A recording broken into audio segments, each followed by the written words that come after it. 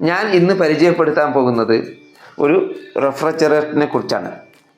അപ്പം നമ്മൾ സോളാറൊക്കെ ഉപയോഗിക്കുന്ന ആൾ, ഓഫ് ഗ്രിഡ് സോളാറൊക്കെ ഉപയോഗിക്കുന്ന ആൾ പലരും ചോദിക്കാറുണ്ട്, ഏത് തരത്തിൻ്റെ റെഫ്രിജറേറ്റർ അല്ലെങ്കിൽ ഫ്രിഡ്ജ് ഉപയോഗിക്കാൻ പറ്റും, നമുക്ക് എങ്ങനെയുള്ളതാണ് ഉപയോഗിക്കാൻ പറ്റുന്നത്, ഏറ്റവും കറണ്ട് കുറവുള്ള റേറ്റിംഗ് ഉള്ളത് ഏതൊക്കെയാണ്, ഏത് മോഡലാണ് എന്നൊക്കെ ചോദിക്കാറുണ്ട്.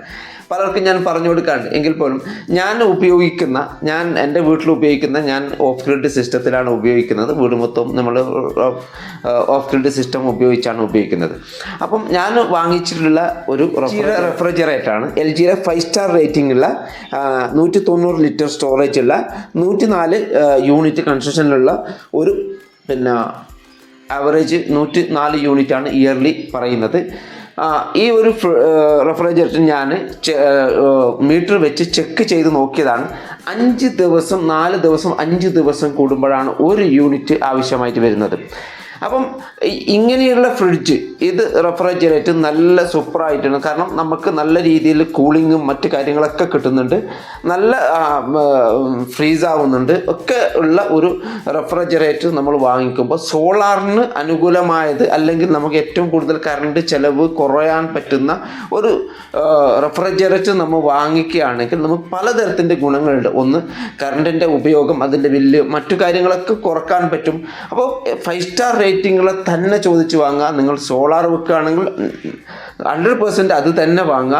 ചെറിയ വില 100-200 ആയിരം രൂപ കൂടിയാൽ പോലും നമ്മൾ ഇങ്ങനെയുള്ള സാധനങ്ങൾ വാങ്ങുമ്പോൾ, കാരണം എന്താ വെച്ചാൽ റെഫ്രിജറേറ്റർ നമ്മൾ ഓണാക്കി കഴിഞ്ഞാൽ പിന്നെ ഓഫാക്കുന്നത് അത് എന്തെങ്കിലും കേട് വരണം, അത്രത്തോളം ഓണാകുകയാണ്. അപ്പം ഇത് കണ്ടിന്യൂ ആയിട്ട് ഓണാകുന്ന ഒരു സിസ്റ്റം ആയതുകൊണ്ട്, ഒരു പ്രൊഡക്റ്റ് ആയതുകൊണ്ട് നമ്മൾ 5 സ്റ്റാർ റേറ്റിംഗുകൾ തന്നെ വാങ്ങാൻ ശ്രമിക്കുക.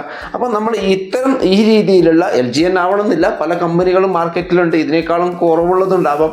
എന്നിരുന്നാൽ പോലും ഇത്തരം രീതികളിലുള്ള പ്രൊഡക്റ്റ് ആയിരിക്കണം നമ്മൾ വീടുകളിൽ വാങ്ങേണ്ടത്. 5 സ്റ്റാർ റേറ്റിംഗ്, അത് ഇയർലി എത്ര യൂണിറ്റാണ് ആവശ്യമായിട്ട് വരുന്നത് എന്ന കാര്യത്തെക്കുറിച്ച് മനസ്സിലാക്കി നമ്മൾ ഒരു സാധനം വാങ്ങുകയാണെങ്കിൽ വളരെ കുറവ് മാത്രമേ കറണ്ടുള്ളൂ. നിങ്ങൾ ആലോചിച്ചപ്പോൾ 5 ദിവസത്തേക്ക് ഒരു യൂണിറ്റ് കറണ്ട് മതി, ഒരു ഫ്രിഡ്ജിന് മതി എന്ന് വേണമെങ്കിൽ നിങ്ങൾ ആലോചിച്ചു എത്രത്തോളം അത് കുറവുണ്ട് എന്നുള്ളതാണ്. അത് വളരെ പ്രധാനമാണ്. നമ്മളെ കറണ്ട് ബില്ലിനെ ബാധിക്കാം, താരിഫ് കൂട്ടാനൊക്കെ. നമുക്ക് കൂടുതൽ കറണ്ട് ഉപയോഗിക്കുന്ന ഫ്രിഡ്ജുകൾ വാങ്ങിക്കഴിഞ്ഞാൽ ഒരുപാട് ബില്ല് വരും. കാരണം എന്താ, ഇത് കണ്ടിന്യൂ ആയിട്ട് റണ്ണാവുന്ന ഒരു സാധനമാണ്. അപ്പോൾ പ്രത്യേകം ശ്രദ്ധിച്ചുകൊണ്ട് നമ്മൾ അങ്ങനെയുള്ള കാര്യങ്ങൾ, സോളാറിലാണ്, ഓഫ് ഗ്രിഡിലാണ് നിങ്ങൾ ഉപയോഗിക്കുന്നതെങ്കിൽ തീർച്ചയായും ഇത് വാങ്ങിക്കാവുന്നതാണ്. നിങ്ങൾക്ക് ഒരു ബൾബ് കത്തുന്ന അത്രയും കറണ്ട് മാത്രം മതിയാവും. ഓക്കെ, ഇതിനെ ഓപ്പൺ ചെയ്ത് കാണിക്കാം. നിങ്ങൾ കണ്ടോ, ഇതാ നമ്മൾക്കൊരു നല്ലൊരു ഫ്രീസർ ഉണ്ട്, അതേപോലെ തന്നെ നമുക്ക് 3 തട്ടുകളുണ്ട്, അതേപോലെ തന്നെ ഇങ്ങനെ റാക്കുകളുണ്ട്. അപ്പോൾ എന്ത് സാധനങ്ങൾ, നമുക്ക് അത്യാവശ്യം സാധനങ്ങളൊക്കെ വെക്കാൻ പറ്റുന്ന ഒരു നല്ലൊരു റെഫ്രിജറേറ്ററാണ്.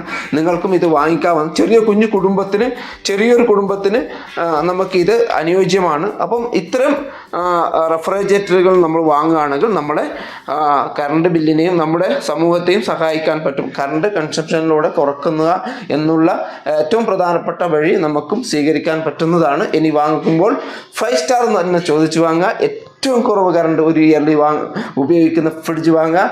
അപ്പോൾ ഇതുപോലുള്ള അറിവുകൾ ഇനിയും ഞങ്ങൾ നൽകുന്നതാണ്. ഞങ്ങൾ ഫോളോ ചെയ്യുക, ലൈക്ക് ചെയ്യുക, നിങ്ങളുടെ അഭിപ്രായങ്ങൾ കമൻറ്റിലായി അറിയിക്കുക. Thank you.